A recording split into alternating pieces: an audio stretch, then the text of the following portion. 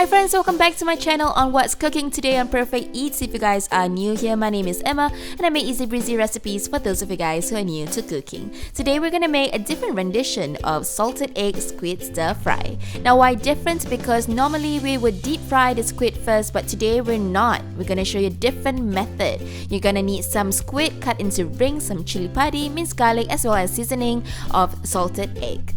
On a medium heat pan, you're gonna add in 2 tablespoons of butter.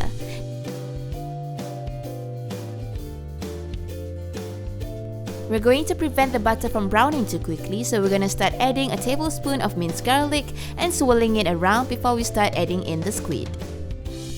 I'm maintaining a medium flame right here, so the squids will naturally give out some excess water, which is good. We don't have to add in any more. We're just gonna allow it to simmer for a while before we add in some chili paddies to the mix. If you guys prefer to have it a little bit more spicier, go ahead and add in 2 or 3 more chili paddies. Just giving it a couple more swirls before we start adding in a teaspoon of salt.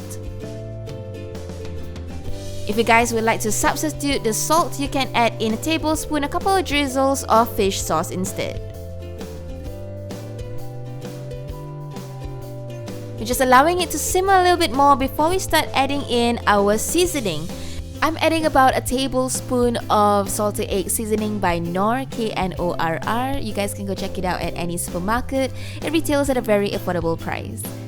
Alright, so we're just gonna give it a couple more swirls before we are ready to dish it out. And that's it, you guys. How quick and easy was that? A different rendition of salted egg squid stir fry. Hope you guys give it a try and let me know how it is. Be sure to like and subscribe for more easy breezy recipes on my channel. Bye you guys!